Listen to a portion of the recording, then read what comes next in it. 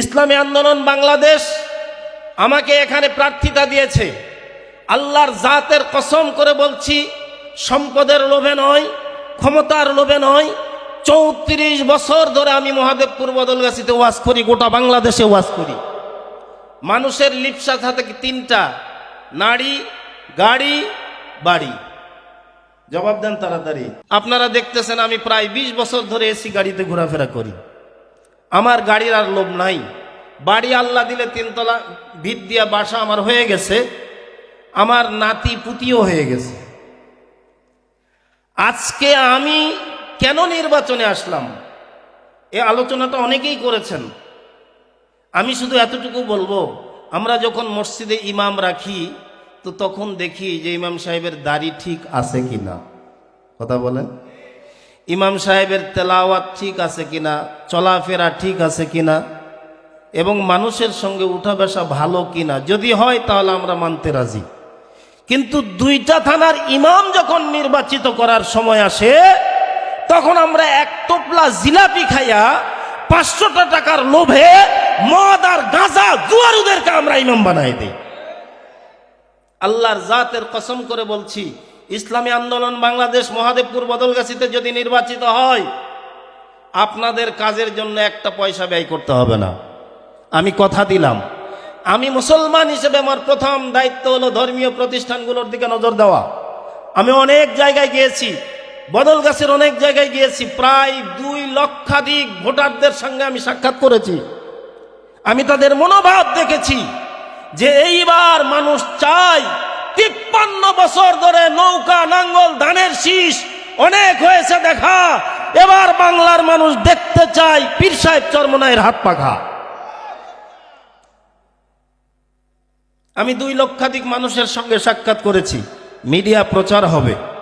50% মানুষ আমার নাম শোনার সঙ্গে সঙ্গে বলছে, হুজুর এই 40 বছর 50 বছর পার হয়ে গেছে, এমন কোন নেতৃত্বের লোক আমাদের 2 থানায় আসে নাই, কথা দিলাম ভোট আপনাকে দেব।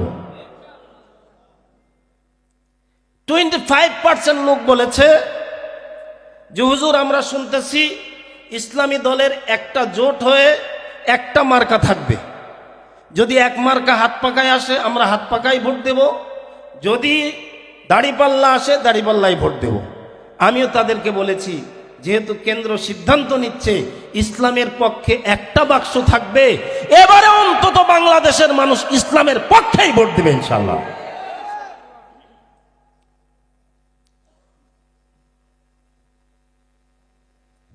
%15 লোক পাইছি। আমার অভিজ্ঞতা শেয়ার করতেছি। যারা বলছে হুজুর আমরা তো বিএনপি করি, তবে 5 আগস্টের পর এদের যা অত্যাচার শুরু হয়েছে, বিএনপিতে ভোট দেওয়া যাবে না।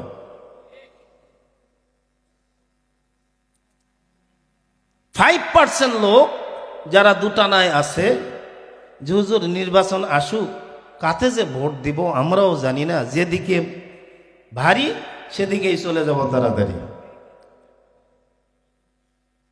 আমার ওয়াজ শোনেন নাই এমন লোক আমার মনে হয় এখানে খুব কম আছেন। কি বলেন?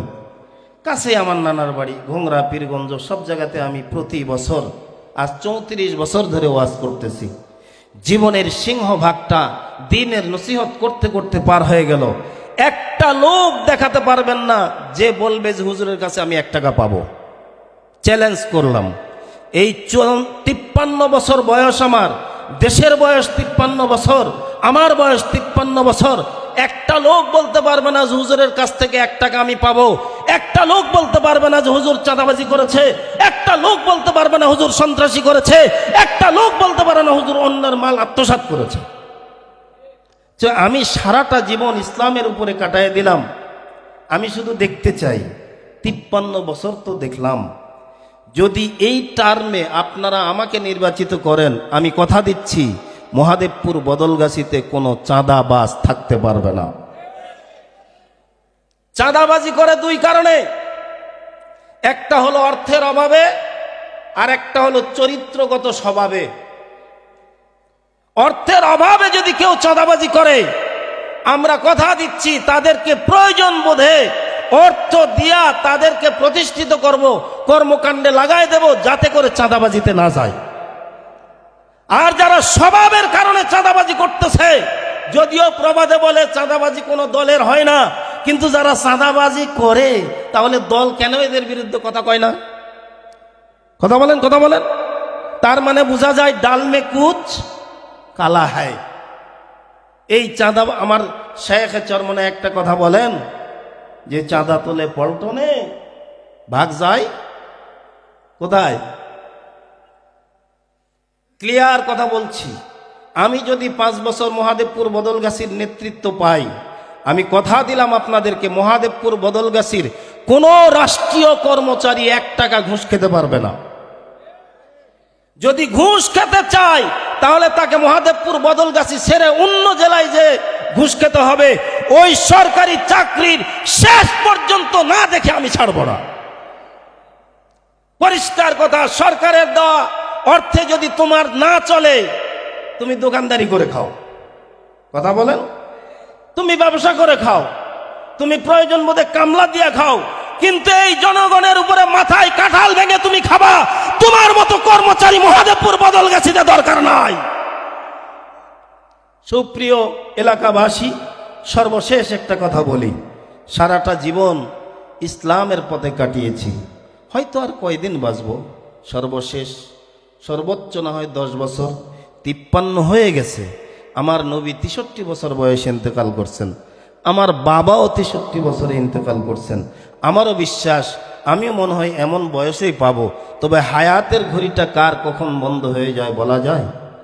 বলা যায় না। আমি যদি এমপি নির্বাচিত হই আপনাদের ভোটে, আমি কথা দিলাম 2টা কাজ করব। 1 নাম্বার, আমি নিজে দেখেছি অসংখ্য অগণিত মসজিদ মহাদেবপুর বদলগাছিতে টিনের মসজিদ, যেখানে মুসল্লিরা কষ্ট করে নামাজ পড়ে। আমার 1 নম্বরের কর্মসূচি থাকবে এই মসজিদগুলোকে পাকা করে আধুনিকতম করা। 2 নম্বর কর্মসূচি, মহাদেবপুর বদলগাছি যত দিনই ধর্মীয় প্রতিষ্ঠান আছে, প্রতিষ্ঠানের অবস্থান অনুযায়ী ওই প্রতিষ্ঠানের বিল্ডিং নির্মাণ করা। এটা তো আমার বাপের পয়সা দিয়ে করব না, আপনাদের দেওয়া অর্থ। এটা আমার খাওয়ার দরকার নাই,